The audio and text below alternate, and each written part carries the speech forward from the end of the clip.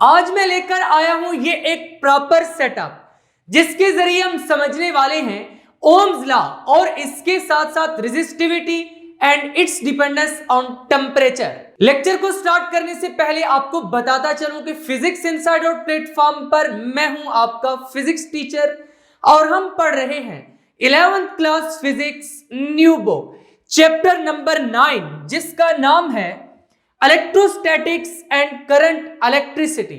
और आज के लेक्चर में हम चैप्टर नंबर 9 के जो आर्टिकल्स पढ़ने जा रहे हैं that are article number 9.12 and 9.13।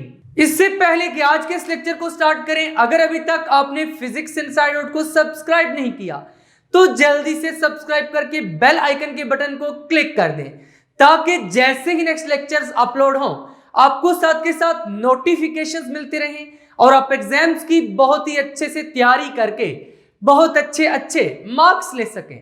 और इसके साथ साथ आज की इस वीडियो को लाइक कर दीजिए ताकि लेक्चर को पूरे मजे से स्टार्ट किया जा सके। लास्ट लेक्चर में हम करंट को बहुत ही डिटेल में डिस्कस कर चुके हैं। अगर आपने वो लेक्चर सुना हुआ है तो आपको मालूम होगा कि लास्ट लेक्चर में हम कंडक्टर के अंदर गए थे और इलेक्ट्रॉन से बातचीत की थी कि इलेक्ट्रॉन्स किस तरीके से मूव करते हैं, फिर इलेक्ट्रॉन्स की मूव करने की वजह से करंट कैसे कॉन्स्टिट्यूट होता है, फिर ड्रिफ्ट वेलोसिटी क्या होती है। इसके साथ साथ हमने इंपॉर्टेंट कंसेप्ट जैसे कि इलेक्ट्रॉनिक करंट को डिस्कस किया था, कन्वेंशनल करंट को डिस्कस किया था, हमने इलेक्ट्रॉनिक करंट की डायरेक्शन को डिस्कस किया था, कन्वेंशनल करंट की डायरेक्शन को डिस्कस किया था। उसके बाद हमने एक बहुत ही important article current through a conductor को भी डिस्कस किया था जिसमें हमने एक रिलेशन निकाला था I is equal to NAVQ और हमने प्रॉपर फिजिकल एग्जांपल्स लेकर डेली लाइफ से एग्जांपल्स लेकर ये समझा था कि जो रिलेशन है I is equal to NAVQ ये किस तरीके से बनता है। लेकिन आज के लेक्चर में हम कंडक्टर के अंदर नहीं जाएंगे बल्कि एक कंडक्टर के बाहर ही रहेंगे और बाहर से उसको ऑब्जर्व करने की कोशिश करेंगे और फिर वहां से पढ़ेंगे ओम्स लॉ। देखो, ओम एक साइंटिस्ट थे जिन्होंने एक प्रॉपर एक्सपेरिमेंट परफॉर्म किया था और एक्सपेरिमेंट को परफॉर्म करने के बाद उन्होंने बताया था कि किसी भी कंडक्टर में से जो करंट फ्लो करके जाता है ना ये डायरेक्टली प्रोपोर्शनल होता है उस पोटेंशियल डिफरेंस के जो कि आपने कंडक्टर के क्रॉस अप्लाई किया हुआ है। लेकिन जो कंडक्टर की फिजिकल स्टेट है वो चेंज नहीं होनी चाहिए। तो चलिए जरा इसको एक्सपेरिमेंटली समझते हैं पहले कि ओम सर को कैसे मालूम हुआ था कि ये जो कंडक्टर के क्रॉस पोटेंशियल डिफरेंस अप्लाई किया जाता है इसके बढ़ने की वजह से करंट बढ़ता है और ये दोनों डायरेक्टली प्रोपोर्शनल होते हैं। तो चलिए एक्सपेरिमेंटली डिस्कस करते हैं। ये है ओम्स लॉ का एक्सपेरिमेंटल सेटअप। इस एक्सपेरिमेंटल सेटअप में यहां पर ये आपको एक कंडक्टर दिखाई पड़ रहा है। ये एक कंडक्टर है, एक वायर है जिसको हमने एज ए कंडक्टर यहां पर यूज किया है। इस सेटअप में यहां पर ये एक पावर सप्लाई है, यहां पर ये एक पोटेंशियोमीटर है जो कि वोल्टेज को वेरी करता है, पोटेंशियल डिफरेंस को वेरी करता है। देखो ये जो पोटेंशियल डिफरेंस है ना ये हमने इस कंडक्टर के दोनों एंड्स पर अप्लाई किया हुआ है। आपको लास्ट लेक्चर में मैंने बताया था कि जब भी किसी भी कंडक्टर के अक्रॉस आप पोटेंशियल डिफरेंस अप्लाई करते हैं तो वहां पर इलेक्ट्रिक फील्ड क्रिएट होती है। जब इलेक्ट्रिक फील्ड क्रिएट होती है तो इलेक्ट्रॉन्स एक ड्रिफ्ट वेलोसिटी अटेन करते हैं और उसी ड्रिफ्ट वेलोसिटी की वजह से करंट कॉन्स्टिट्यूट होता है। इसका मतलब है कि जब मैं इसके अक्रॉस, इस वायर के अक्रॉस, इस कंडक्टर के अक्रॉस पोटेंशियल डिफरेंस अप्लाई करूंगा तो यहां पर भी इस वायर में से करंट फ्लो करना स्टार्ट कर देगा। अब ओम सर ने क्या कहा था? ओम सर का कहना यह था कि जो इस कंडक्टर के अक्रॉस आपने पोटेंशियल डिफरेंस अप्लाई किया हुआ है, इसकी टू एंड्स के अक्रॉस जो आपने पोटेंशियल डिफरेंस अप्लाई किया हुआ है, जैसे जैसे वो पोटेंशियल डिफरेंस इंक्रीज करेगा ऐसे ऐसे इस कंडक्टर में से करंट भी इंक्रीज करेगा। तो पोटेंशियल डिफरेंस को नोट करने के लिए यहां पर हमने एक वोल्ट मीटर अटैच कर रखा है और करंट को नोट करने के लिए हमने एक एम मीटर अटैच कर रखा है। यहां पर इस पावर सप्लाई को ऑन करते हैं। ये देखिए पावर सप्लाई ऑन हो चुकी है। अब मैं इस कंडक्टर के क्रॉस पोटेंशियल डिफरेंस को वेरी करता हूं। देखिएगा मैं पहले पोटेंशियल डिफरेंस को बढ़ाऊंगा। यहां पर देखिए पोटेंशियल डिफरेंस क्या कर रहा है, इंक्रीज कर रहा है। देखिए जैसे जैसे पोटेंशियल डिफरेंस इंक्रीज कर रहा है उसके साथ साथ ये करंट भी इंक्रीज कर रहा है, यानी इस कंडक्टर में से जो करंट फ्लो कर रहा है साथ के साथ वो भी इंक्रीज कर रहा है। देखिएगा मैं पोटेंशियल डिफरेंस को मजीद बढ़ाता हूं, देखो करंट भी इंक्रीज कर रहा है, जैसे जैसे पोटेंशियल डिफरेंस को बढ़ा रहा हूं करंट इंक्रीज कर रहा है, यानी कि पोटेंशियल डिफरेंस के इंक्रीज करने की वजह से करंट क्या कर रहा है, इंक्रीज कर रहा है। अब मैं इस पोटेंशियल डिफरेंस को कम करता हूं, डिक्रीज करता हूं, यानी इस कंडक्टर के दोनों एंड्स पे हमने जो पोटेंशियल डिफरेंस अप्लाई करके रखा हुआ है उसको अब मैं कम करने जा रहा हूं। देखो पोटेंशियल डिफरेंस को डिक्रीज कर रहे हैं, उसके साथ साथ जो कंडक्टर में से करंट फ्लो करके जा रहा है वो भी डिक्रीज कर रहा है। देखो जैसे जैसे पोटेंशियल डिफरेंस डिक्रीज कर रहा है साथ के साथ करंट डिक्रीज कर रहा है। तो ओम सर ने यही कहा था कि जब पोटेंशियल डिफरेंस इस तरीके से बढ़ेगा तो करंट बढ़ेगा, जब पोटेंशियल डिफरेंस इस तरीके से कम होगा तो करंट क्या होगा, डिक्रीज करेगा।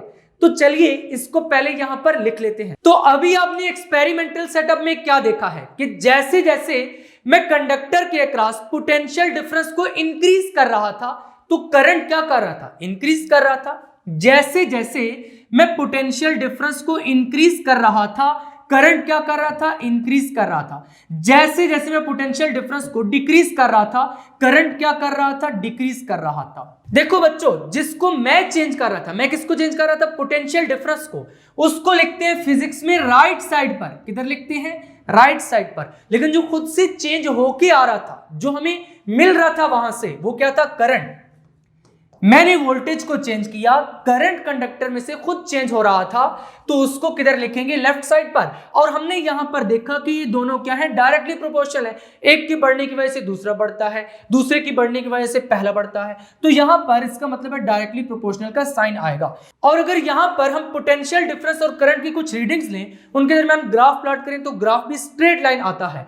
वहां से हमें इस बात की श्योरिटी मिल जाती है कि ओम सर ने जो बात की थी कि I is directly proportional to V, वो बिल्कुल करेक्ट है। लेकिन अब हमने इस प्रोपोर्शनैलिटी को रिमूव करके इक्वल का साइन लेकर आना है, तो हमें क्या लगाना पड़ेगा, एक कांस्टेंट लगाना पड़ेगा। तो कांस्टेंट हम कहां पर लगाते हैं, यहां पर लगाते हैं। I is equal to constant into V हो जाएगा। क्या हो जाएगा, कांस्टेंट इनटू V। अब यहां पर ये जो कांस्टेंट है ये किसकी इक्वल है, या फिर ये कांस्टेंट क्या है। चलिए फिर से सेटअप की तरफ बढ़ते हैं, फिर देखते हैं कि इस सेटअप में अब कांस्टेंट क्या चीज रह रही थी।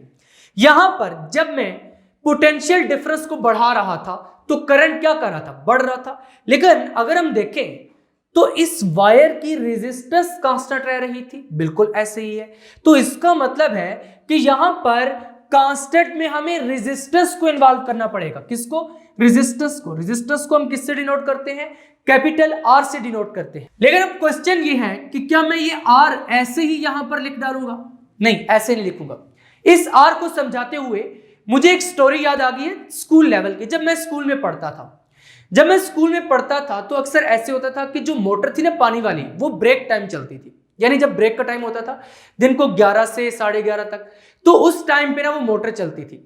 हम लोग सब स्टूडेंट्स उस वक्त खेल रहे होते थे। खेलते खेलते क्या करते थे, कुछ स्टूडेंट्स जाके वो जो पानी वाला पाइप होता था रबर का, उसके ऊपर पाँव रख लेते थे। जब पाँव रखते थे तो पानी कम हो जाता था पाइप में से, तो वहां पर फिर उन्हें डांट भी पड़ती थी। लेकिन मुझे फिर वहां से समझ आया कि जब हमने रबर वाले पाइप पे यहां पर पाँव रखा तो उस केस में पाइप में से जो पानी जा रहा था, वाटर फ्लो कर रहा था, उस फ्लो में डिक्रीज आ गया, यानी कि यहां पर कुछ रुकावट सी बन गई। जब यहां पर पाँव रखा तो इसमें क्या बन गई, रुकावट सी बन गई, यानी एक रेजिस्टेंस सी आ गई, जिसकी वजह से वाटर का फ्लो क्या हो गया, डिक्रीज हो गया। तो बच्चों एक वायर में से भी करंट फ्लो करके जाता है, चार्जेस मूव करते हैं, करंट फ्लो करके जाता है। और अगर एक वायर में यहां पर रेजिस्टेंस अप्लाई कर दी जाए तो जो करंट का फ्लो है वो भी तो डिक्रीज हो जाएगा, यानी करंट क्या हो जाएगा, कम हो जाएगा। तो इसका मतलब है कि अगर रेजिस्टेंस अप्लाई करेंगे तो करंट क्या हो जाएगा, कम हो जाएगा। यानी अगर रेजिस्टेंस और करंट के दरमियान थोड़ा मोटा मोटा रिलेशन दिखे तो कुछ इस तरीके से निकलता है कि ये दोनों इनवर्स है। तो क्या मैं यहां पर फिर R लगाऊंगा या R में कुछ इस तरीके से लगाऊंगा। देखो करंट और रेजिस्टेंस क्या आने चाहिए, आपस में उलट उलट में आने चाहिए, ऐसे आने चाहिए। तो मैं 1/R लिख दूंगा, इसके साथ क्या लगा दूंगा, V। इसी तरीके से अब अगर मैं रिलेशन निकालूंगा तो रिलेशन क्या बन जाएगा, V = IR, and this is known as Ohm's law. लेकिन कभी कभी हम ऐसे भी कर लेते हैं, मैट्रिक लेवल पर जब स्टूडेंट्स को समझाते हैं ना तो फिर ऐसे कर लेते हैं कि बेटा देखो जैसे I directly proportional to V है, इसी तरीके से V directly proportional to I, sides change कर दो और कांस्टेंट को यहां पर लगा दो कुछ इस तरीके से, V is equal to IR, फिर भी आ जाता है, उसमें R कांस्टेंट लगता है। लेकिन जाहिर है आप फर्स्ट ईयर के स्टूडेंट्स हैं, अब आपको ये कंसेप्ट अच्छे तरीके से मालूम होना चाहिए कि हमने यहां पर 1/r कांस्टेंट यूज किया है और वहां से V किसके इक्वल आ चुका है, IR के इक्वल आ चुका है। तो ओहम सर का भी यही कहना था कि V IR के इक्वल होता है, V is equal to IR। लेकिन इसके साथ साथ उन्होंने ये कहा था कि ये सिर्फ उस कंडीशन में होगा जब physical state of conductor same रहेगी, physical state of conductor same रहेगी, यानी इसको चेंज नहीं होना चाहिए। अगर ये चेंज हो जाएगी ना तो फिर ये वाला रिलेशन होल्ड नहीं करेगा। कहने का मकसद ये है कि जब हम इस कंडक्टर के क्रॉस पोटेंशियल डिफरेंस अप्लाई कर रहे हो तो ऐसा नहीं होना चाहिए कि उस वक्त इसका टेम्परेचर भी साथ के साथ चेंज कर रहा हो। अगर टेम्परेचर चेंज कर रहा होगा तो फिजिकल स्टेट चेंज होगी, क्योंकि टेम्परेचर के चेंज होने की वजह से रेजिस्टेंस चेंज होती है। आगे चलकर मैं आपको बताऊंगा कि टेम्परेचर के चेंज होने की वजह से रेजिस्टेंस कैसे चेंज होती है। लेकिन क्योंकि टेम्परेचर के चेंज होने की वजह से रेजिस्टेंस चेंज हो जाती है, जब रेजिस्टेंस चेंज हो जाएगी तो फिर यहां पर R कांस्टेंट नहीं रहेगा। जब R कांस्टेंट नहीं रहेगा तो फिर V directly proportional to I या फिर I directly proportional to V भी नहीं रहेगा। तो इसका मतलब है कि जब हम ओम्स लॉ को यूज कर रहे हो तो हमें साथ के साथ ये भी देखना चाहिए कि जो physical state of the conductor है वो सेम रहनी चाहिए, वो चेंज नहीं होनी चाहिए। जैसे यहां पर ये वाला conductor through out the experiment same temperature पे रह रहा था, इसकी रेजिस्टेंस चेंज नहीं कर रही थी। ये वाला कंडक्टर था, अगर आपको सही तरीके से दिखाई पड़ रहा हो। अब हम ओम्स लॉ की स्टेटमेंट को प्रॉपर्ली लिख देते हैं। तो ओम सर ने क्या कहा था कि कंडक्टर में से जो करंट पास करेगा वो किसके डायरेक्टली प्रोपोर्शनल होगा, directly proportional to potential difference applied across the two ends of the conductor provided the physical state of the conductor does not change. यानी फिजिकल स्टेट ऑफ कंडक्टर क्या रहनी चाहिए, same रहनी चाहिए। तो यहां पर फिर हम लिख देते हैं According to Ohm's law, Ohm sir ने क्या कहा था, the current flowing through a conductor is directly proportional to potential difference। जो करंट फ्लो करेगा वो डायरेक्टली प्रोपोर्शनल होगा किसके, पोटेंशियल डिफरेंस के। कौन सा potential difference, applied across the conductor, जो हमने कंडक्टर के अक्रॉस अप्लाई किया हुआ है, कंडक्टर की टू एंड्स पर अप्लाई किया हुआ है, वो वाला potential difference. Provided there is no change in the physical state of the conductor, यानी physical state of the conductor change नहीं होनी चाहिए। तो यहां पर हमने मैथमेटिकल फॉर्म में ये लिख दिया है I is directly proportional to V। तो यहां से क्या हो जाएगा, O/R करके हम लिख देंगे I is equal to 1/R into V, 1/R into V, and this implies that V is equal to IR। अब इस रिलेशन को लेकर के कभी कभी पेपर में शॉर्ट क्वेश्चन आ जाता है और कंसेप्चुअल शॉर्ट क्वेश्चन आता है जिसमें यूजुअली स्टूडेंट्स के 2 मार्क्स डिडक्ट हो जाते हैं। और क्वेश्चन किस तरीके से आता है कि यहां पर ये एक कंडक्टर है जो कि ओमिक कंडक्टर है। ये क्या है, एक कंडक्टर है जो कि ओमिक कंडक्टर है। ओमिक कंडक्टर कौन सा होता है, जो कि ओम्स लॉ को ओबे करता है। ये जब उसके अक्रॉस पोटेंशियल डिफरेंस अप्लाई किया जाता है तो पोटेंशियल डिफरेंस के इंक्रीज करने से करंट इंक्रीज करता है। अब अगर यहां से मैं इस रिलेशन को लिखूं तो ऐसे भी लिख सकता हूं R is equal to V/I।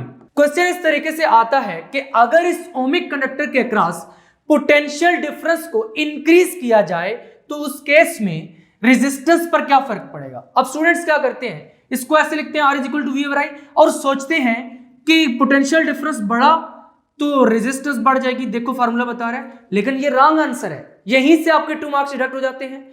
तो इस केस में एक्चुअली हो क्या रहा है, ये कंसेप्चुअल क्वेश्चन है कि जब पोटेंशियल डिफरेंस एक ओमिक कंडक्टर के अक्रॉस इंक्रीज करेगा, तो हमने पढ़ रखा है कि ओमिक कंडक्टर ओम्स लॉ को ओबे करता है। तो उस केस में अगर पोटेंशियल डिफरेंस इंक्रीज करेगा तो ओम्स लॉ ये कहता है कि I भी इंक्रीज करेगा। देखो जब V इंक्रीज करेगा उसी रेशो से I भी इंक्रीज करेगा, तो ये V/I कांस्टेंट रहेगा, यानी कि वहां पर पोटेंशियल डिफरेंस के इंक्रीज करने से रेजिस्टेंस पर कोई फर्क नहीं पड़ेगा, रेजिस्टेंस कांस्टेंट रहेगी। अक्सर स्टूडेंट्स दिखाते हैं कि रेजिस्टेंस इंक्रीज करेगी, तो वहीं पर उस क्वेश्चन पे क्रॉस लग जाता है और कोई मार्क्स नहीं मिलते। तो यहां पर अपने इस पॉइंट को याद रखना है कि अगर ओमिक कंडक्टर के अक्रॉस पोटेंशियल डिफरेंस को इंक्रीज करेंगे तो आप ओम्स लॉ से ये बात नहीं कह सकते कि वहां पर रेजिस्टेंस इंक्रीज करेगी, क्योंकि जब वोल्टेज इंक्रीज करेगी, पोटेंशियल डिफरेंस इंक्रीज करेगा, तो ओमिक कंडक्टर के केस में इतनी ही रेशो से आई भी इंक्रीज करेगा। जब आई भी इंक्रीज करेगा तो वी ओवर आई यानी ये वाली जो रेशो है ये कांस्टेंट रहेगी। जब कांस्टेंट रहेगी तो आर कांस्टेंट रहेगा और यहां पर रेजिस्टेंस चेंज नहीं होगी। अब यहां पर एक और भी बहुत ही इंपॉर्टेंट पॉइंट है, ये वाला relation V is equal to I R मैं आपको पहले भी बता चुका हूं कि जस्ट उस केस में होल्ड करेगा जब physical state of the conductor change नहीं होगी। अगर physical state of the conductor change हो जाती है यानी कि वहां पर टेम्परेचर इंक्रीज होता है, डिक्रीज होता है, तो उस केस में आप ओम्स लॉ को नहीं लगा सकते। उस केस में V is equal to I R relation नहीं होल्ड करेगा, क्योंकि उस केस में जब V इंक्रीज करेगा तो उसी रेशो से I नहीं इंक्रीज करेगा, यानी वहां पर V ओवर I कांस्टेंट नहीं रहेगा और ये वाला रिलेशन होल्ड नहीं करेगा। जैसे कि टंगस्टन फिलामेंट बल्ब के केस में क्या होता है, जैसे जैसे आप टंगस्टन फिलामेंट के क्रॉस पोटेंशियल डिफरेंस अप्लाई करते हैं तो वो हीट होने लगता है। जब हीट होने लगता है तो उसकी रेजिस्टेंस चेंज हो जाती है। उस केस में वोल्टेज और करंट के दरमियान ग्राफ स्ट्रेट लाइन नहीं आता, तो tungsten filament bulb ohms law को ओबे नहीं करता। तो ऐसे मटेरियल्स को हम ये कहते हैं ये नॉन ओमिक मटेरियल्स हैं, यानी ऐसे मटेरियल्स जो कि ओम्स लॉ को ओबे नहीं करते, those are non ohmic materials. Tungsten filament bulb के साथ साथ सेमीकंडक्टर डायोड भी ओम्स लॉ को ओबे नहीं करता, उसके केस में भी ग्राफ स्ट्रेट लाइन नहीं होता। टंगस्टन फिलामेंट बल्ब और सेमीकंडक्टर डायोड से रिलेटेड प्रैक्टिकल्स भी अपलोडेड है इसी चैनल पर, उनका लिंक भी आपको डिस्क्रिप्शन में मिल जाएगा। उनमें आप ये बात देख सकते हैं कि वहां पर V और I के दरमियान जो ग्राफ है that is not straight line. अगर V और I के दरमियान ग्राफ स्ट्रेट लाइन नहीं होगा तो उस केस में ओम्स लॉ नहीं होल्ड करेगा और ऐसे मटेरियल्स को हम कहेंगे कि ये नॉन ओमिक मटेरियल्स हैं। और यहां पर R क्या चीज है, इट इज रेजिस्टेंस, जिसको हमने यहां पर कांस्टेंट ऑफ प्रोपोर्शनैलिटी के तौर पर यूज किया है। तो इसी लाइन को नीचे लिख देते हैं, where R is the constant of proportionality known as resistance of the conductor, यानी R कांस्टेंट ऑफ प्रोपोर्शनैलिटी है जो कि रेजिस्टेंस ऑफ द कंडक्टर है। और यहां पर अब हमने रेजिस्टेंस को डिफाइन भी करना है, the opposition to the flow of charge through a conductor, यानी चार्ज फ्लो करके जा रहा है उसको जो अपोजिशन मिल रही है that is known as resistance of the conductor. और हर कंडक्टर की प्रॉपर रेजिस्टेंस होती है, उसको हम आगे चलकर डिटेल में डिस्कस करेंगे रेजिस्टिविटी वाले आर्टिकल में। लेकिन यहां तक आपको इतना याद होना चाहिए कि जो कंडक्टर में चार्ज फ्लो करता है उसको जो अपोजिशन मिलती है in the conductor that is known as electrical resistance. अब यहां पर इलेक्ट्रिकल रेजिस्टेंस एक फिजिकल क्वांटिटी है। जब फिजिकल क्वांटिटी है तो इसका यूनिट क्या है, इसका यूनिट है ओम, और इस यूनिट को ओम सर के नाम पर ही रखा गया क्योंकि उन्होंने ये ला दिया था V is equal to I R. तो यहां पर R को उन्होंने एक्सप्लेन किया तो उसको मेजर करने का मेथड भी उन्होंने दे दिया और इसका यूनिट क्या हो गया ohm, denoted by the Greek capital letter omega. अब ये जो ओम है ना इसको हम किससे डिनोट करते हैं, इस सिंबल से डिनोट करते हैं। जैसे मीटर लेंथ का यूनिट है उसको किससे डिनोट करते हैं, स्मॉल m से। एम्पियर करंट का यूनिट है उसको कैपिटल A से डिनोट करते हैं।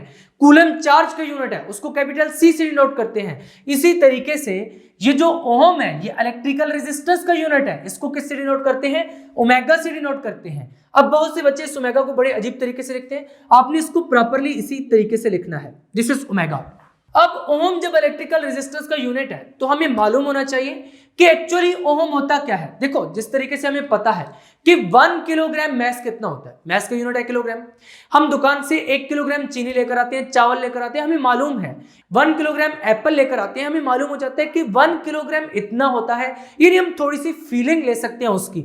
इसी तरीके से 1 ओम कितना होता है, देखो ओम रेजिस्टेंस का यूनिट है, 1 ओम कितनी रेजिस्टेंस होती है।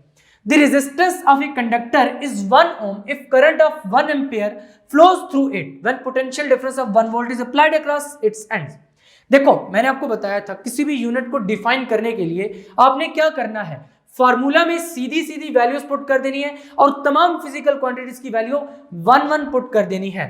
जैसे यहां से अगर मैं R फाइंड करूं तो वो कितना हो जाएगा, V ओवर I, तो इसका मतलब है 1 ohm is equal to 1 ohm is equal to 1 volt divided by 1 ampere हो जाएगा।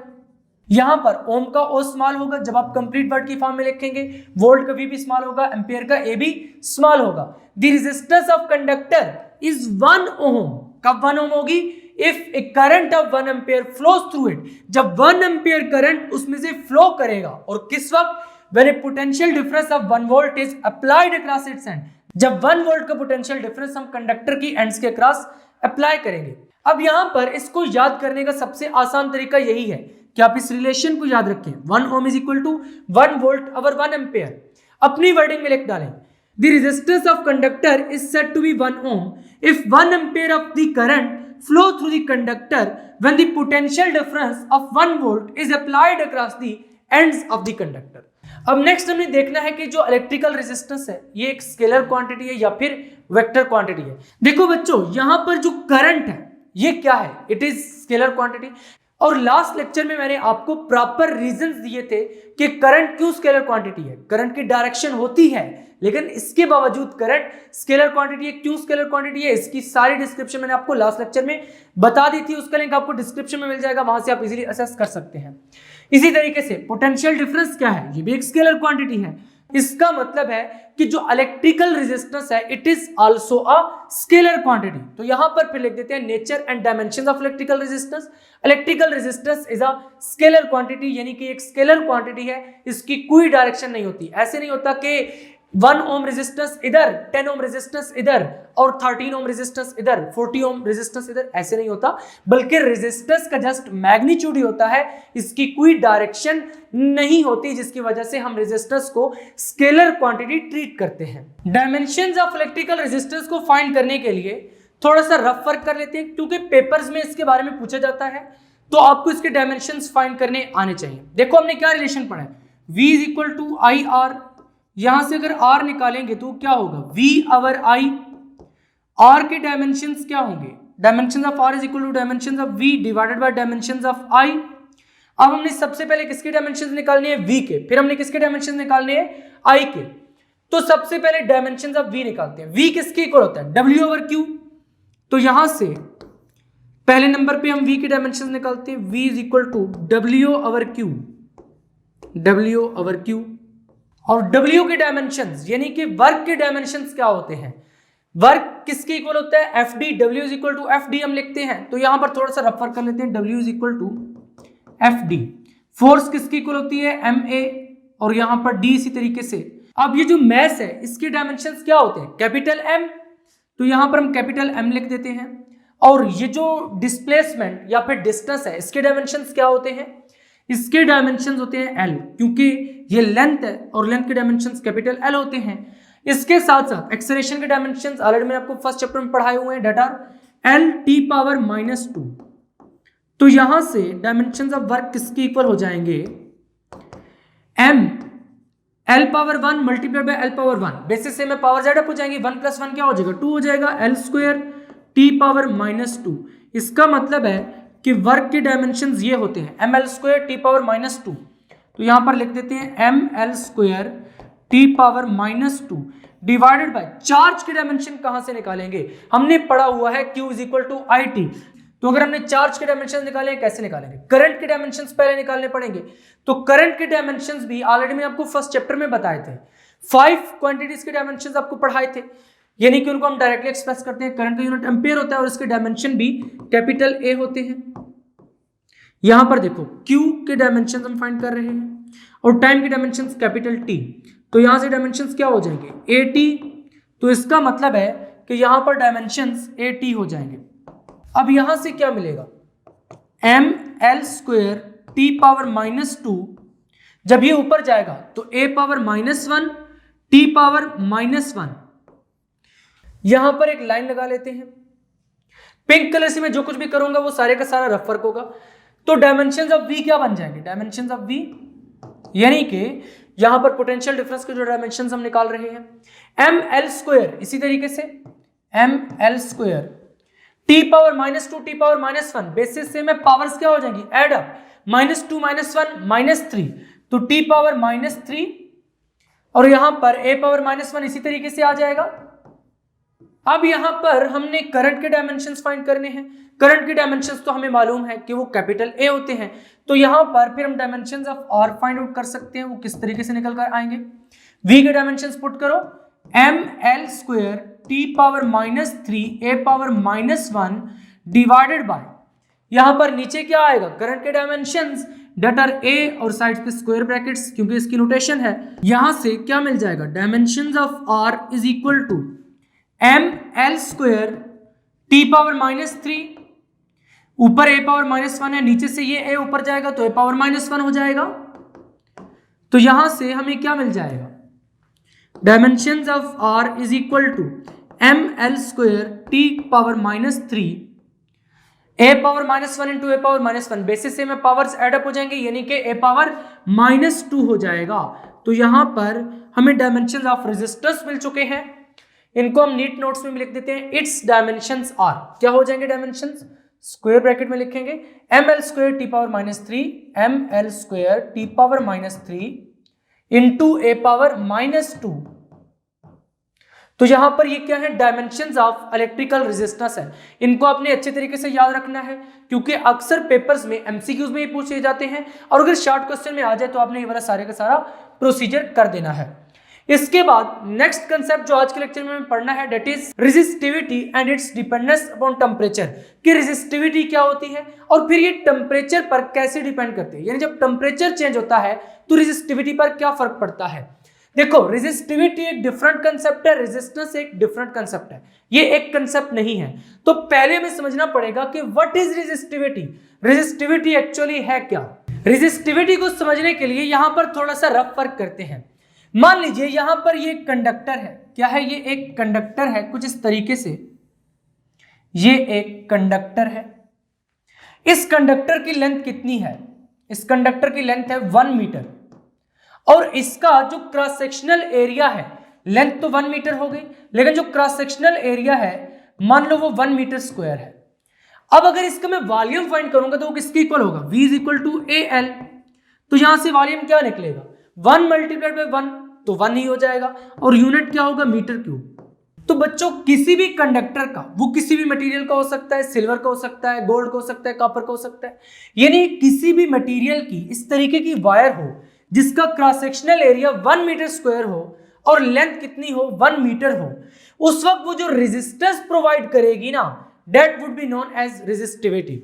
यहां पर 1 metre cube of this substance, मान लो ये सिल्वर है या फिर कॉपर मान लो, क्या मान लो, कॉपर मान लो। इस वक्त कॉपर की वाली जो वायर है जिसका वॉल्यूम हमने 1 मीटर क्यूब कैलकुलेट किया है, ये जितनी रेजिस्टेंस प्रोवाइड करेगा that would be known as resistivity of copper, that would be known as resistivity of copper. अब यहां पर हमने देखना यह है कि जो रेजिस्टिविटी है ये किस किस पर डिपेंड कर रही है। देखो, क्या रेजिस्टिविटी एरिया पर डिपेंड करती है, क्या ये लेंथ पर डिपेंड करती है, नहीं, ऐसा नहीं है। देखो, किसी भी सब्सटेंस का आप 1 मीटर क्यूब ले, यानी कोई भी एक ऐसा सब्सटेंस ले, एक ऐसी वायर ले जिसका वॉल्यूम कैलकुलेट करें तो 1 मीटर क्यूब आए, वहां पर 1 metre cube of that substance जो रेजिस्टेंस प्रोवाइड करेगा that would be known as resistivity of material.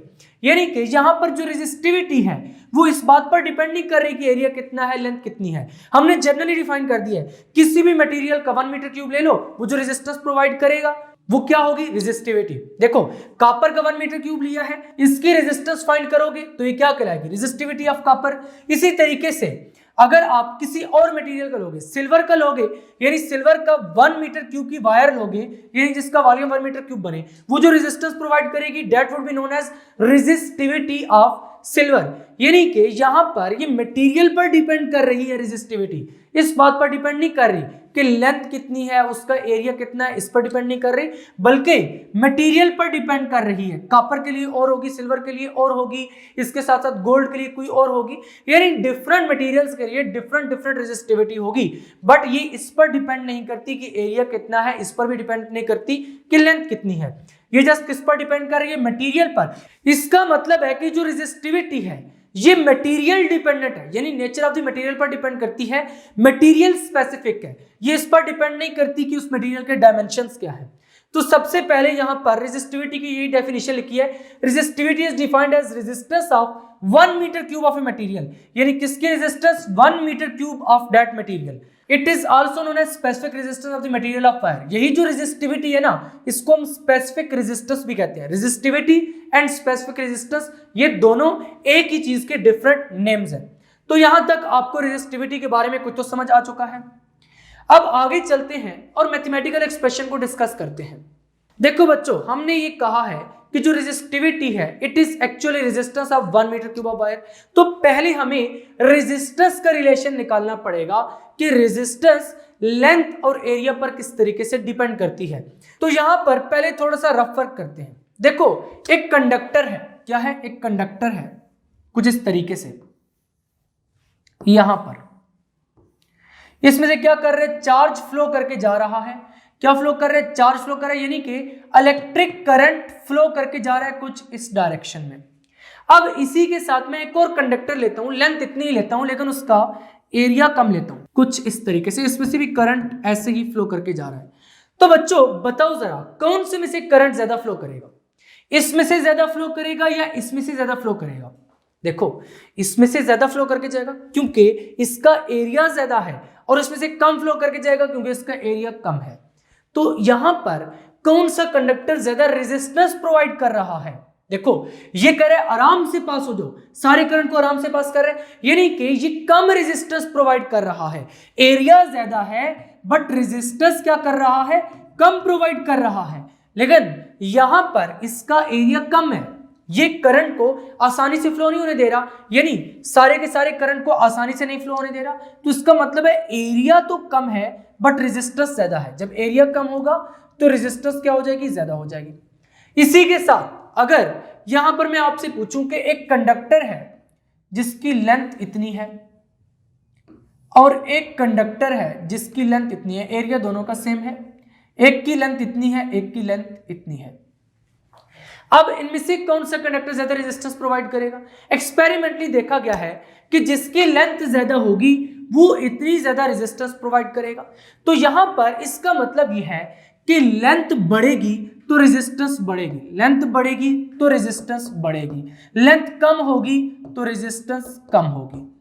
तो यहां से बच्चों फिर मैं ये कह सकता हूं कि resistance is directly proportional to length but resistance is inversely proportional to area। ये वाले दोनों रिलेशन आपको समझ आ चुके हैं, तो इसी को हमने यहां पर यूज करना है। ये वाला जस्ट रफ वर्क था, इसको अपने नोट्स में नोट नहीं करना। यहां पर हमने लिखा है, it has been experimentally observed that resistance R of wire is directly proportional to its length, यानी जो रेजिस्टेंस है ये डायरेक्टली प्रोपोर्शनल टू लेंथ है but inversely proportional to its cross sectional area, यानी कि जो क्रॉस सेक्शनल एरिया है इसका उसके इनवर्सली प्रोपोर्शनल है। तो यहां पर हम नीट नोट्स में भी इसी बात को लिख देते हैं। तो क्या लिखेंगे, R is directly proportional to L, यानी कि लेंथ के डायरेक्टली प्रोपोर्शनल है, एंड इसके साथ साथ क्या है, R is inversely proportional to area, यहां पर दिस इज इनवर्सली प्रोपोर्शनल। इसको आप 1 कह दीजिए, इसको 2 कह दीजिए। अब यहां पर ये इक्वेशंस तो नहीं कह सकते इनको क्योंकि यहां पर इक्वल नहीं है, इक्वेशन तब बनती है जब इक्वल का साइन होगा। कंबाइनिंग 1 एंड 2, मैं क्या लिखूंगा, कंबाइनिंग 1 एंड 2, यानी 1 और 2 को क्या कर दें, कंबाइन कर दें, तो हमें क्या मिल जाएगा, R is proportional to L over A, इसी तरीके से बनेगा। अब यहां पर हमने एक कांस्टेंट लगाना है क्योंकि हमने इस प्रोपोर्शनैलिटी को रिमूव करना है। तो जब भी फिजिक्स में प्रोपोर्शनैलिटी को रिमूव करते हैं और इक्वल लेकर आते हैं तो साथ एक कांस्टेंट आता है। तो यहां पर भी हम एक कांस्टेंट लगा देते हैं और वो कांस्टेंट मान लो रो है, R is equal to rho L over A। अब ये जो रो है ना यहां पर, this is known as resistivity of a material. इसको हम क्या कहते हैं, resistivity of a material, where rho is a constant of proportionality known as resistivity or specific resistance of the material। यानी इसको रेजिस्टिविटी भी कहते हैं और specific resistance of the material भी कहते हैं। अब यहां से अगर मैं रो को फाइंड करूंगा तो ये क्या बनेगा, A उधर चला जाएगा, R A ओवर L हो जाएगा। तो यहां पर क्या लिखेंगे, rho is equal to R A over L। यहां से हमें इस रो का रिलेशन मिल गया, यानी कि स्पेसिफिक रेजिस्टेंस या फिर रेजिस्टिविटी का रिलेशन मिल गया, that is equal to R A over L। अब यहां पर इस रिलेशन को देखते हुए कुछ बच्चे ये कह देते हैं कि यहां पर ये एरिया और लेंथ पर डिपेंड कर रही है, बट ऐसा नहीं है, ये डायमेंशंस पर डिपेंड नहीं करती, ये just nature of the material पर डिपेंड करती है और इसका रीजन मैं आपको ऑलरेडी पहले दे चुका हूं। अब यहां पर हेडिंग लगा दिया अनदर डेफिनेशन ऑफ रेजिस्टिविटी। इस रिलेशन से मैं रेजिस्टिविटी की एक और डेफिनेशन निकाल सकता हूं। वो कैसे निकालूंगा, देखो यहां से अगर मैं एरिया को 1 मीटर स्क्वायर पुट कर दूं, लेंथ को 1 मीटर पुट कर दूं, तो मुझे क्या मिल जाएगा, rho is equal to R into 1 metre square divided by 1 metre. इसका मतलब है कि रो किसके इक्वल हो जाएगा, रेजिस्टेंस के, जब एरिया क्या होगा 1 मीटर स्क्वायर और लेंथ कितनी होगी कंडक्टर की 1 मीटर। यही लिखा है resistivity is defined as the resistance of wire, resistivity is defined as resistance of the wire whose length is 1 metre, जिसकी लेंथ कितनी है 1 मीटर है, और इसके साथ साथ जो एरिया ऑफ क्रॉस सेक्शन है ये 1 स्क्वायर मीटर है। क्या है 1 स्क्वायर मीटर।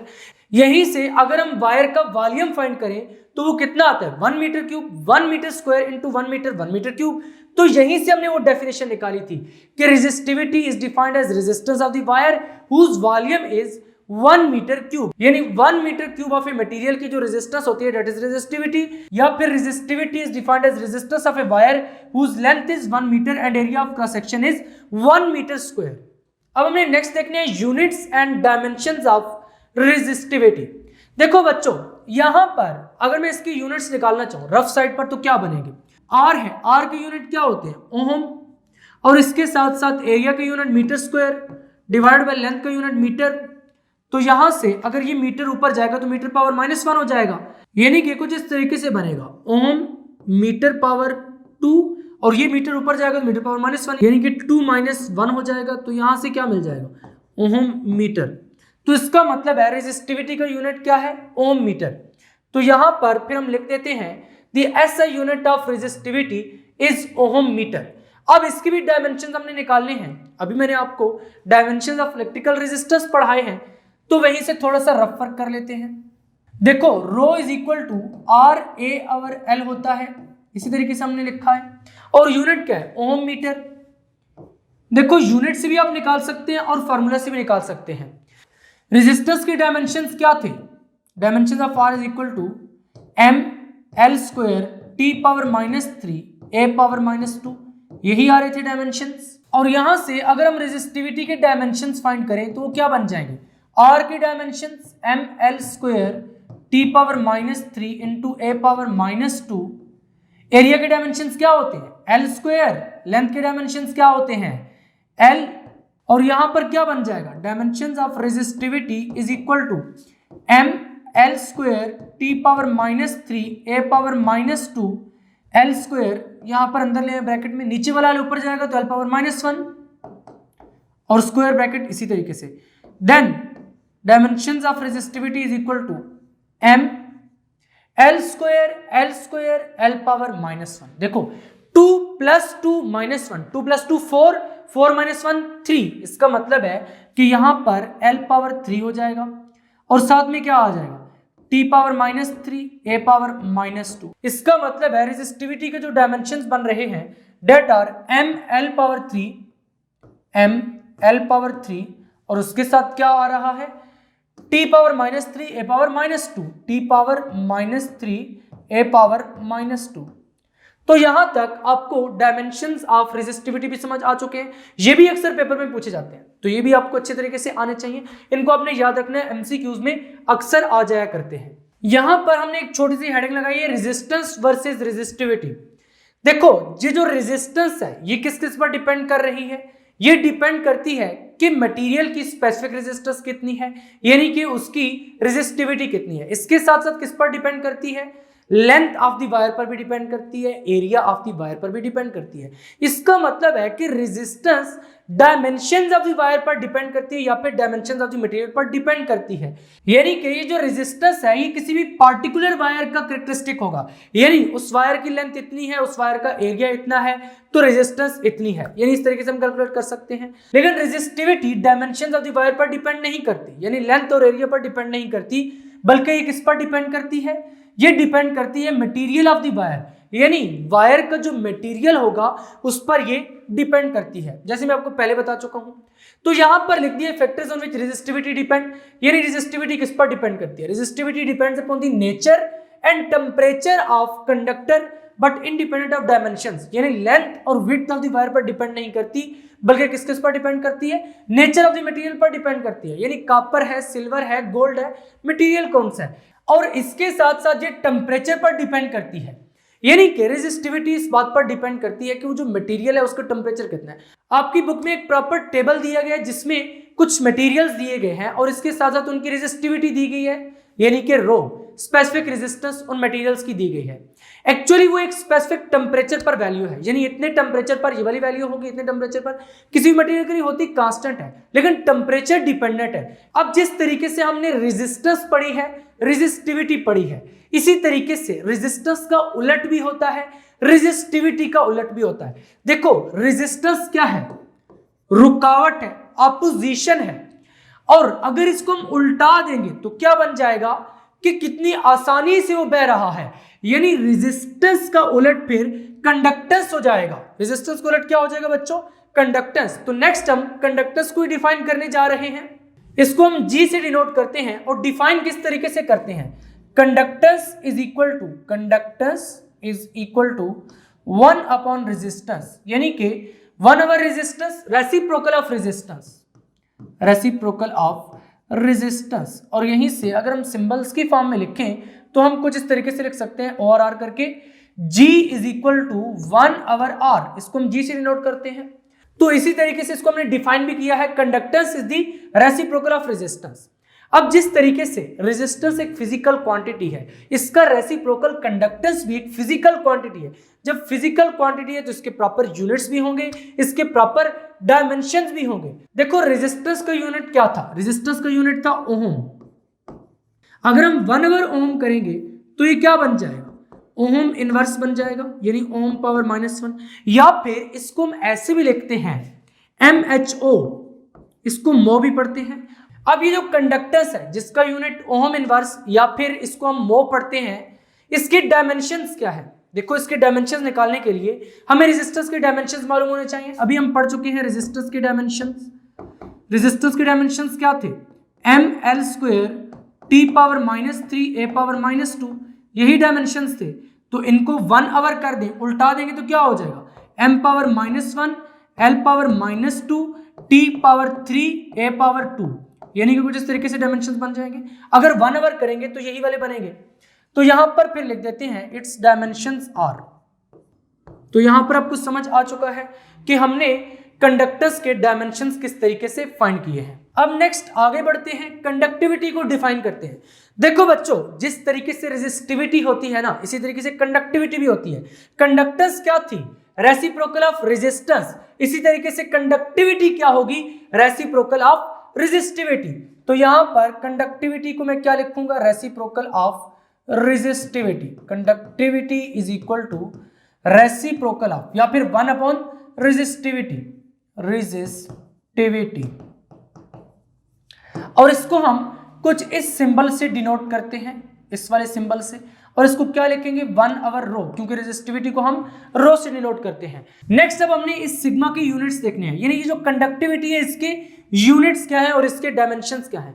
पहले हमने रो के यानी कि रेजिस्टिविटी के यूनिट्स पढ़े थे। रेजिस्टिविटी के यूनिट्स क्या थे, ओम मीटर, यही यूनिट थे, उसको हम ऐसे भी लिखते थे ओम मीटर।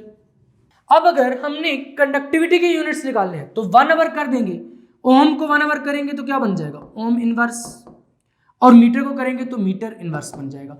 और इस ओम इनवर्स को हम मो भी लिखते हैं, जैसे पहले मैं आपको बता चुका हूं MHO मो, और साथ में मीटर इनवर्स इसी तरीके से।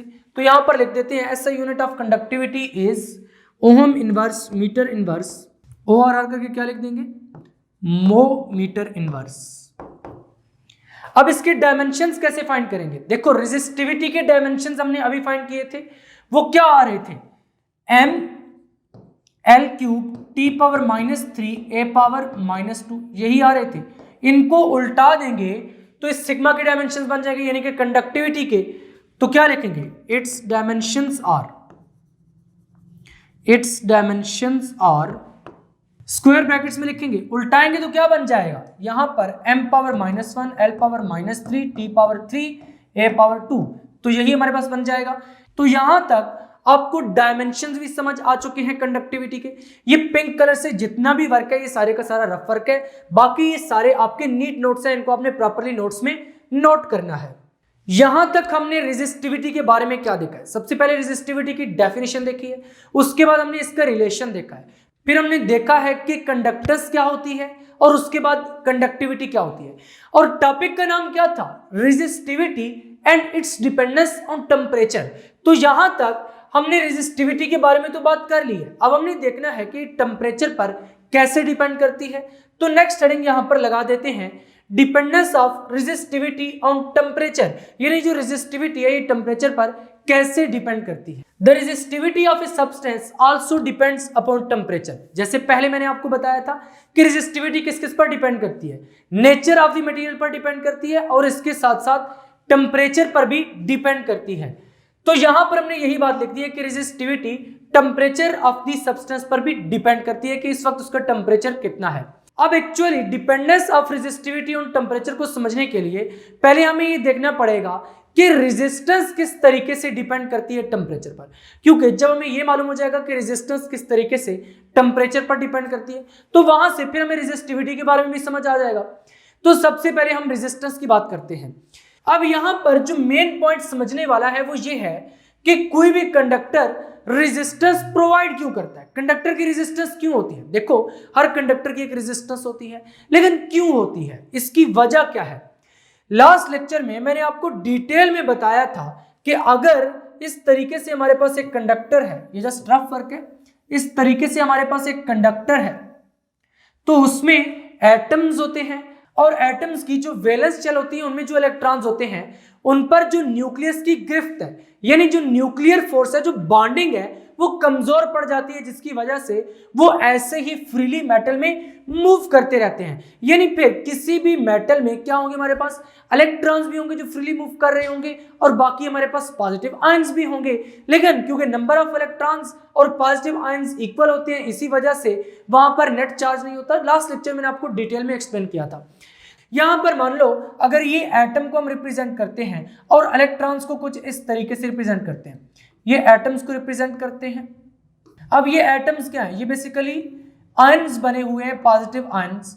तो यहां पर ये इलेक्ट्रॉन्स हैं कुछ, मान लो ये फ्री इलेक्ट्रॉन्स हैं जो कि ऐसे ही घूम फिर रहे हैं, यहां पर रेंडमली मूव कर रहे हैं, ऐसे ऐसे ऐसे ऐसे रेंडमली क्या कर रहे हैं, मूव कर रहे हैं।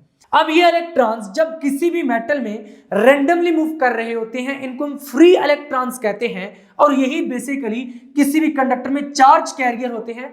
यहां पर ये फ्री इलेक्ट्रॉन्स क्या कर रहे हैं, एटम्स के साथ ऐसे ही कोलाइड कर रहे हैं, रेंडमली मूव कर रहे हैं, कोलाइड किए जा रहे हैं। ये जो कुलियन है ना, इसी की वजह से कोई भी मटेरियल रेजिस्टेंस प्रोवाइड करता है। ये जो हम कहते हैं ना कि इस कंडक्टर की इस वक्त इतनी रेजिस्टेंस है, इस वक्त इतनी रेजिस्टेंस है, वो एक्चुअली आती कहां से, due to the collision of free electrons and the atoms, या फिर आपस में इनकी जो कुलियन है। यहां पर बच्चों जब हम इस कंडक्टर का टेम्परेचर इंक्रीज करेंगे, क्या करेंगे, कंडक्टर का टेम्परेचर बढ़ाएंगे, तो उस केस में क्या होगा कि ये जो एटम्स हैं इनकी वाइब्रेशंस बढ़ जाएंगी, इनकी वाइब्रेशंस क्या कर जाएंगी, बढ़ जाएंगी।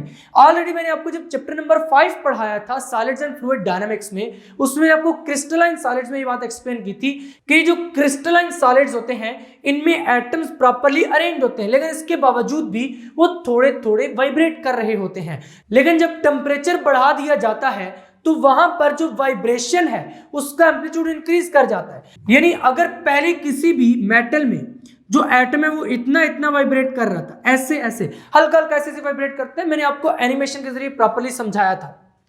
और जब इसको हीट देंगे तो ये ज्यादा वाइब्रेट करने लग पड़ेगा, है ना, इसकी जो वाइब्रेशंस हैं उनका एम्पलीट्यूड ज्यादा हो जाएगा। देखो यहां पर इलेक्ट्रॉन्स तो पहले ही तरह रेंडमली मूव कर रहे हैं, जब ये एटम्स भी ज्यादा एम्पलीट्यूड के साथ वाइब्रेट करना स्टार्ट कर देंगे तो यहां पर कुलियंस और ज्यादा हो जाएंगी। पहले हम कह रहे हैं कि कुलियन की वजह से रेजिस्टेंस आ रही है, जब टेम्परेचर प्रोवाइड करेंगे एटम्स की वाइब्रेशंस इंक्रीज कर जाएंगी, उनका एम्पलीट्यूड इंक्रीज कर जाएगा, तो रेजिस्टेंस क्या कर जाएगी, मजीद बढ़ जाएगी। पहले तो ये था कि जस्ट इलेक्ट्रॉन्स रेंडमली मूव कर रहे थे, ये जो एटम्स थे ये कम एम्पलीट्यूड के साथ वाइब्रेट कर रहे थे, लेकिन जब टेम्परेचर हाई हुआ तो एटम्स की वाइब्रेशन भी ज्यादा हो गई। इलेक्ट्रॉन्स पहले ही रेंडम है, एटम्स की वाइब्रेशन भी ऊपर से ज्यादा हो गई हैं, तो इसका मतलब है अब कुलियन के चांसेस बहुत ज्यादा हो जाएंगे। जब कुलियन के चांसेस ज्यादा हो जाएंगे तो वहां पर रेजिस्टेंस भी क्या कर जाएगी, बढ़ जाएगी इस तरीके से। तो इसी बात को हमने यहां पर लिखा है, the resistance offered by a conductor to the flow of electric current is due to collision, यानी ये कुलियन की वजह से किस किस के दरमियान, इन इलेक्ट्रॉन्स और लैटिस के एटम्स के दरमियान। अब ये लैटिस क्या होता है, इसके बारे में ऑलरेडी मैंने आपको चैप्टर नंबर 5 में अच्छे से बताया हुआ है। जब मैंने आपको क्रिस्टलाइन सॉलिड्स बताए थे वहां पर भी मैंने आपको यही बताया था कि यहां पर ये जो पॉइंट्स हैं जिन पर ये एटम्स अरेंज्ड है, यानी इनफाइनाइट नंबर ऑफ पॉइंट्स जो कि रेगुलरली अरेंज्ड है, इनफाइनाइट अरे ऑफ पॉइंट्स, तो यहीं से हमने लैटिस का कंसेप्ट डिस्कस किया था। तो यहां पर जो लैटिस के एटम्स हैं इनकी और इलेक्ट्रॉन्स की कुलियन की वजह से क्या बनती है, रेजिस्टेंस बनती है। यानी कोई भी कंडक्टर क्यों रेजिस्टेंस ऑफर करता है, due to collisions between free electrons and lattice atoms. As the temperature of the conductor increases, the amplitude of vibration of lattice atom increases. यानी ये जो एटम्स हैं इनका एम्पलीट्यूड इंक्रीज कर जाएगा जब टेम्परेचर बढ़ेगा।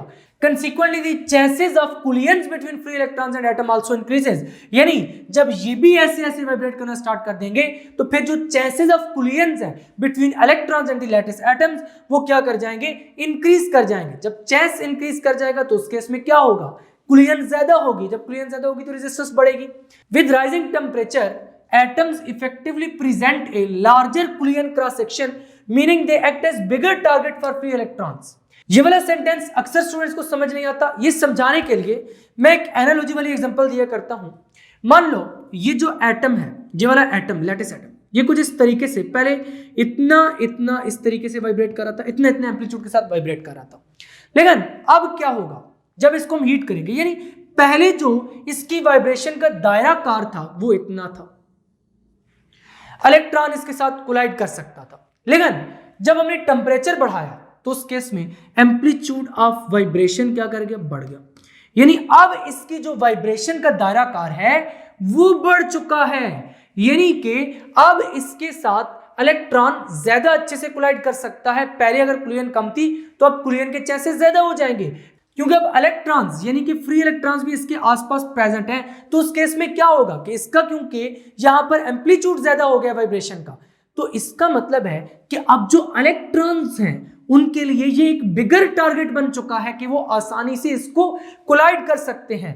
तो हमने यहां पर यही बात लिखी है कि जो लैटिस एटम है they act as bigger target for free electrons, यानी उनके लिए क्या बन जाते हैं, एक बिगर टारगेट बन जाते हैं, क्योंकि कुलियन क्रॉस सेक्शन क्या कर गया है, इंक्रीज कर गया है। As a result collisions become more frequent. अब इसकी वजह से क्या होता है, कुलियंस और ज्यादा हो जाती हैं, leading to increase in the resistance of the conductor, और रेजिस्टेंस क्या कर जाती है, इंक्रीज कर जाती है। तो यहां तक आपको समझ आ चुका है कि किस तरीके से जो रेजिस्टेंस है वो टेम्परेचर के बढ़ने के साथ साथ बढ़ती है। तो ये वाला कंसेप्ट आपको याद रहना चाहिए। ये वाला शॉर्ट क्वेश्चन अक्सर पेपर में आ जाया करता है, what is the effect of increasing temperature on resistance of the conductor. तो उस केस में आपने ये वाला पैराग्राफ उठा के क्या करना है, लिख देना है। तो ये वाला जस्ट रफ वर्क था, इसको आपने नोट्स में नोट नहीं करना। अब आगे बढ़ते हैं, टेम्परेचर कोएफिशिएंट ऑफ रेजिस्टेंस। देखो बच्चों, अभी हमने ये देखा है कि जैसे जैसे टेम्परेचर इंक्रीज होगा वैसे वैसे जो रेजिस्टेंस है उस पर इफेक्ट पड़ेगा, यानी कि रेजिस्टेंस भी चेंज होगी। टेम्परेचर इंक्रीज करेगा, रेजिस्टेंस इंक्रीज करेगी जनरली कंडक्टर्स में, जैसे कि हम पहले देख चुके हैं। यहां पर हमने देखना यह है कि टेम्परेचर के इंक्रीज करने के साथ साथ या फिर टेम्परेचर के चेंज होने के साथ साथ रेजिस्टेंस कैसे चेंज होती है। यानी टेम्परेचर इतना इंक्रीज हुआ, पर केल्विन इंक्रीज हुआ, 1 केल्विन टेम्परेचर इंक्रीज होने से रेजिस्टेंस पे क्या फर्क पड़ता है, रेजिस्टेंस पे कितना फ्रिक्शनल चेंज आया है। This is known as temperature coefficient of resistance, और इसको हम डिनोट करते हैं अल्फा से, इस तरीके से, दिस इज अल्फा। अब कुछ बच्चे प्रोपोर्शनैलिटी को और अल्फा को आपस में मिक्स कर देते हैं। Proportionality is like this, proportionality इस तरीके से लिखते हैं, अल्फा को इस तरीके से लिखते हैं। अब टेम्परेचर कोएफिशिएंट ऑफ रेजिस्टेंस के मैथमेटिकल एक्सप्रेशन को देखने के लिए हमने यहां पर कुछ सपोज कर लिया है। देखो हमने पहले कहा क्या है, frictional change in resistance of material per kelvin, यानी टेम्परेचर के चेंज होने के साथ साथ रेजिस्टेंस के फ्रिक्शनल चेंज को हम ऑब्जर्व कर रहे हैं। तो पहले हम टेम्परेचर को 0 डिग्री सेंटीग्रेड मानते हैं, फिर हमने टेम्परेचर को बढ़ाकर या कम करके T डिग्री सेंटीग्रेड कर दिया। T कुछ भी हो सकता है, टेम्परेचर ज्यादा भी हो सकता है, कम भी हो सकता है। यानी कि एक मरतबा 0 पे देखा है, फिर T degree centigrade. 0 degree centigrade पे जो रेजिस्टेंस थी मटेरियल की उसको हमने R0 कह दिया है, और फिर किसी भी और टेम्परेचर पर हमने उसको ऑब्जर्व किया, उसको RT कह दिया है। अब अगर चेंज इन रेजिस्टेंस फाइंड करेंगे तो क्या होगा, RT माइनस R0। अब यहां पर एक्सपेरिमेंटली ऑब्जर्व किया गया है कि ये जो RT माइनस R0 है ना, चेंज इन रेजिस्टेंस, ये डायरेक्टली प्रोपोर्शनल है R0 के, और इसके साथ साथ ये प्रोपोर्शनल है टेम्परेचर के। यानी जैसे जैसे टेम्परेचर बढ़ेगा तो यहां पर RT माइनस R0 ये भी बढ़ेगा, यानी कि चेंज बढ़ेगा। और अगर R0 इंक्रीज करेगी तो उस केस में हमारे पास जो चेंज इन टेम्परेचर है ये इंक्रीज करेगा। ये एक्सपेरिमेंटली ऑब्जर्व किया गया। इसी बात को हमने लिखा है experimentally, the change in resistance of metallic conductor with temperature is nearly linear over considerable range above and below 0 degree centigrade. इसी का हमने एक ग्राफ भी बनाया हुआ है। यहां पर टेम्परेचर को डिग्री सेंटीग्रेड में लिया है, यहां पर रेजिस्टिविटी को लिया है ओम मीटर में।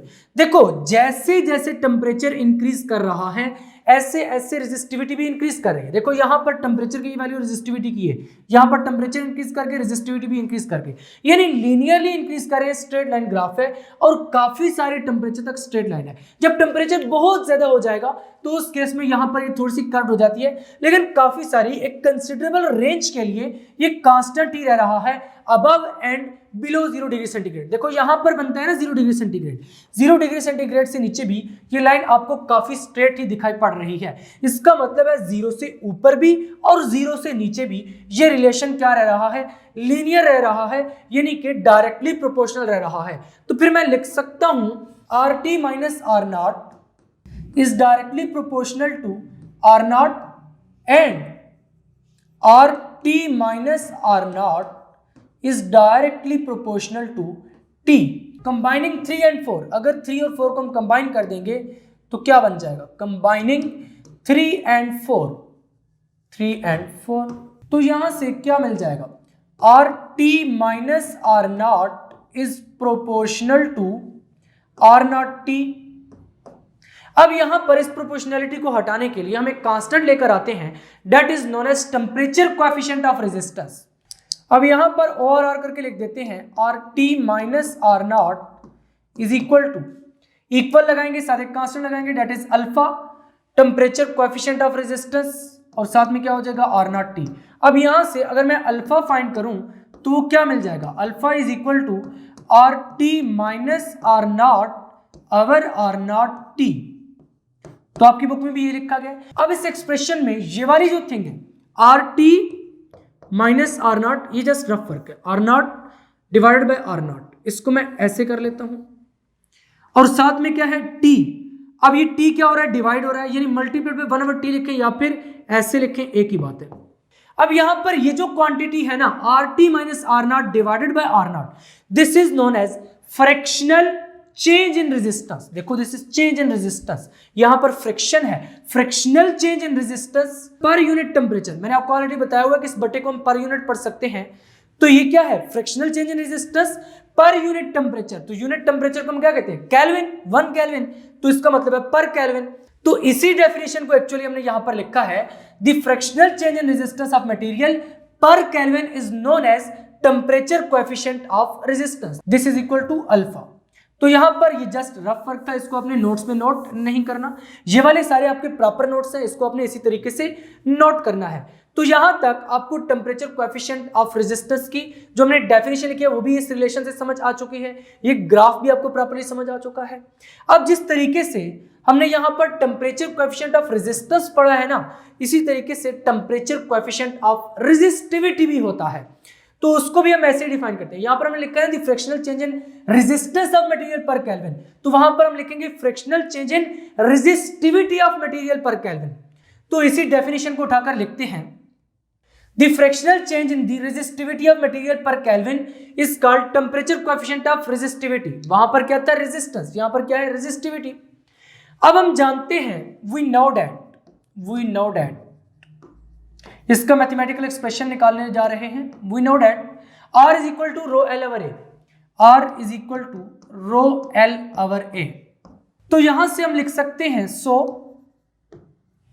R naught is equal to rho naught L over A, देखो वहां पर आर नॉट था, यहां पर रो नॉट हो जाएगा, and R T is equal to, अगर आर टी लिखेंगे तो रो भी टी हो जाएगा, rho T L over A. तो यहां पर ये जो आर नॉट और आर टी की वैल्यूज हैं, इनको उठाकर अगर मैं इस एक्सप्रेशन में पुट कर दूं, इसको मैं इक्वेशन नंबर 5 कह देता हूं, तो क्या हो जाएगा? In this case equation 5 becomes, in this case equation 5 becomes, equation 5 क्या बन जाएगी? Alpha is equal to R T की जगह पर आर टी की वैल्यू, आर नॉट की जगह पर आर नॉट की वैल्यू, और यहां पर भी आर नॉट की value. Alpha is equal to क्या बन जाएगा? सबसे पहले हमने आर टी की वैल्यू पुट करनी है, तो आर टी किसकी इक्वल है? Rho T L over A, तो लिख दीजिए rho T L over A minus R naught किसकी इक्वल है? Rho naught L over A. नीचे आर नॉट टी है, आर नॉट किसकी इक्वल है? रो नॉट एल ओवर ए, और साथ में क्या हो जाएगा? टी इसी तरीके से आ जाएगा। तो this implies that alpha is equal to L over A, अगर कॉमन ले लिया जाए तो क्या बन जाएगा? L over A into rho T minus rho naught divided by rho naught into T, और एल ओवर ए आप ब्रैकेट में लिख लीजिए। यहां से एल ओवर ए कैंसिल हो जाएंगे, तो क्या बन जाएगा? Alpha is equal to rho T minus rho naught divided by rho naught T. तो यहां तक आपको समझ आ चुका है कि टेम्परेचर कोएफिशिएंट ऑफ रेजिस्टिविटी क्या है। देखो अगर मैं इसको भी रफ साइड पर लिखूं, rho T minus rho naught divided by rho naught divided by T, this is known as fractional change in resistivity. इसको हम कहते हैं fractional change in resistivity. Per unit temperature है, तो यूनिट टेम्परेचर को हम केल्विन कहते हैं, तो यहां पर फ्रिक्शनल चेंज इन रेजिस्टिविटी पर केल्विन हो जाएगा। तो जब भी frictional change in resistivity of material per kelvin की बात आएगी, तो उसको हम क्या कहेंगे? Temperature coefficient of resistivity. अब यहां पर रो नॉट और रो टी के बारे में लिख देते हैं, where rho naught is resistivity of material, is resistivity of material, किसकी? मटेरियल की, at 0 degree centigrade, and rho T is resistivity of material, is resistivity of material at T degree centigrade, at T degree centigrade। यहां तक आपको समझ आ चुका है temperature coefficient of resistivity. तो बच्चों अगर हम थोड़ा सा डीप सेंस में बात करें, तो ये जो टेम्परेचर कोएफिशिएंट ऑफ रेजिस्टेंस है, ये हमें क्या बताना चाहता है कि जो रेजिस्टेंस है वो टेम्परेचर के साथ साथ कैसे चेंज हो रही है। यही पढ़ा था हमने, fractional change in resistance of material per kelvin, यानी कि टेम्परेचर के साथ साथ कुछ रेजिस्टेंस के चेंज के बारे में बता रहा है। यहां पर अब कुछ मटेरियल्स ऐसे होते हैं जिनकी रेजिस्टेंस टेम्परेचर के बढ़ने की वजह से बढ़ती है, लेकिन कुछ मटेरियल्स ऐसे भी होते हैं जिनकी रेजिस्टेंस टेम्परेचर के बढ़ने के साथ साथ कम होती है। जब टेम्परेचर के बढ़ने के साथ साथ रेजिस्टेंस बढ़ती है, तो ऐसे में हम वर्ड यूज करते हैं पॉजिटिव टेम्परेचर कोएफिशिएंट, यानी ऐसे मटेरियल्स जिनकी रेजिस्टेंस टेम्परेचर के बढ़ने के साथ साथ बढ़ती है, उनके लिए हम कहते हैं कि इनका जो टेम्परेचर कोएफिशिएंट है दैट इज पॉजिटिव, यानी पॉजिटिव टेम्परेचर कोएफिशिएंट। लेकिन ऐसे मटेरियल्स जिनकी रेजिस्टेंस टेम्परेचर के बढ़ने के साथ साथ कम होती है, ऐसे मटेरियल्स के टेम्परेचर कोएफिशिएंट को हम कहते हैं नेगेटिव टेम्परेचर कोएफिशिएंट। अब जिन मटेरियल्स का पॉजिटिव टेम्परेचर कोएफिशिएंट है उनको तो आप अच्छे से जानते हैं, जैसे कि कॉपर है, ये मेटल है, इसके बारे में हमने पढ़ा है कि जब इसका टेम्परेचर बढ़ता है तो जो रेजिस्टेंस है वो इंक्रीज करती है। जब टेम्परेचर के बढ़ने के साथ साथ रेजिस्टेंस इंक्रीज करेगी तो हम कहेंगे कि जो कॉपर है, ये सिल्वर और गोल्ड, इन सब का जो टेम्परेचर कोएफिशिएंट है वो पॉजिटिव टेम्परेचर कोएफिशिएंट है। लेकिन ऐसे मटेरियल्स जैसे कि सिलिकॉन है, जर्मेनियम है, जिनको हम सेमीकंडक्टर्स कहते हैं, इनकी रेजिस्टेंस टेम्परेचर के बढ़ने के साथ साथ कम होती है, तो इनके टेम्परेचर कोएफिशिएंट को हम कहेंगे नेगेटिव टेम्परेचर कोएफिशिएंट। तो आपकी बुक में इस आर्टिकल के लास्ट पे नेगेटिव टेम्परेचर कोएफिशिएंट का जिक्र किया गया है, तो चलिए उसको भी डिस्कस कर लेते हैं।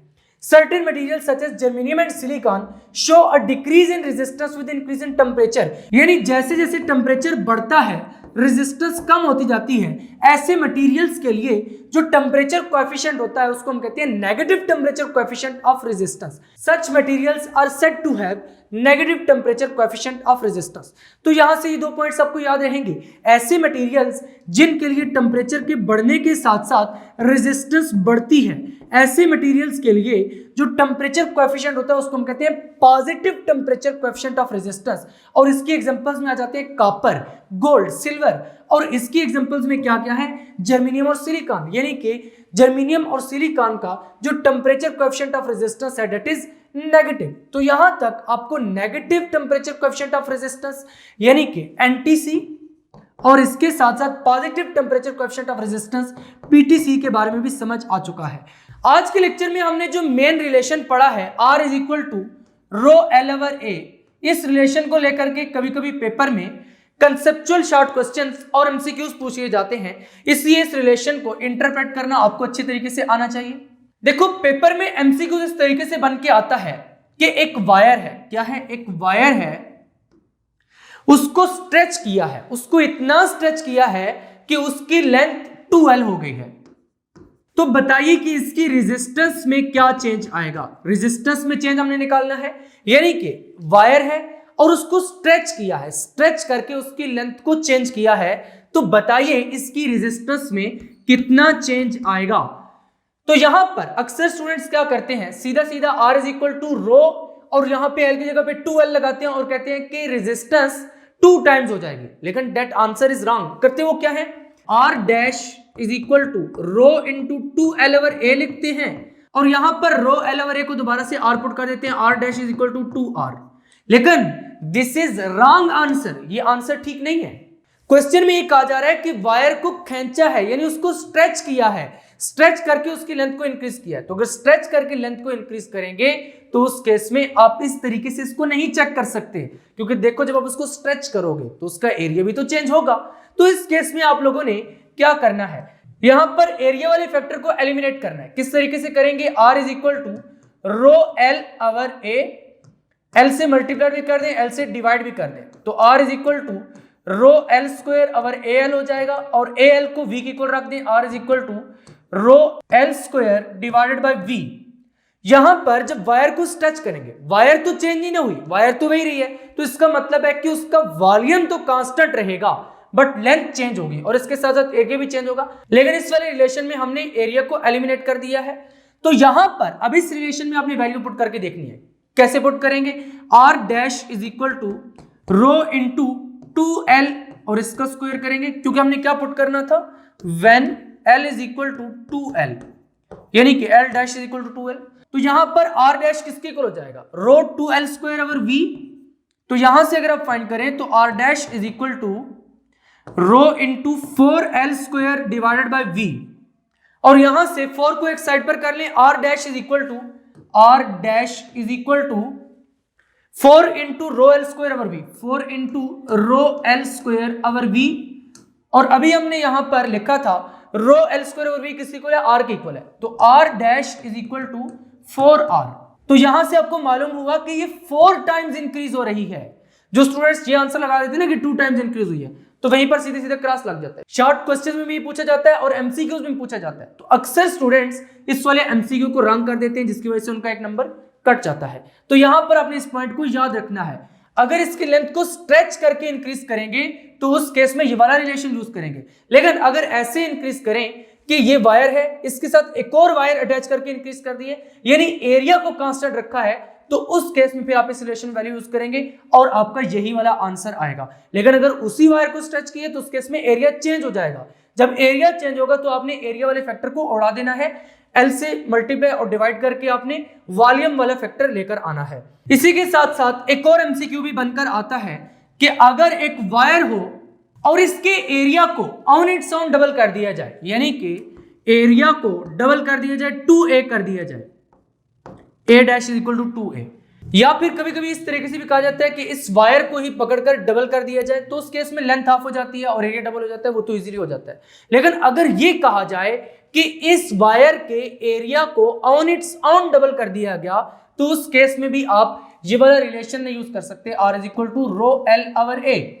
उस केस में आपने एरिया वाले फैक्टर को तो रखना है, लेकिन लेंथ वाले फैक्टर को एलिमिनेट करना है, क्योंकि अगर वायर के एरिया को ऑन इट्स ऑन डबल किया जाएगा तो उस केस में लेंथ कम हो जाएगी, जब लेंथ कम होगी तो उस केस में आप ऐसे नहीं कह सकते कि R is inversely proportional to A।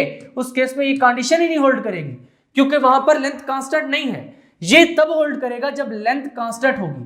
तो यहां पर जब एरिया को ऑन इट्स ओन डबल किया जाएगा तो उस केस में वायर की लेंथ चेंज होगी। जब वायर की लेंथ चेंज होगी तो इस फैक्टर को एलिमिनेट करना पड़ेगा। तो इस फैक्टर को एलिमिनेट करने के लिए क्या करेंगे, R is equal to rho L over A multiplied by A over A कर देंगे।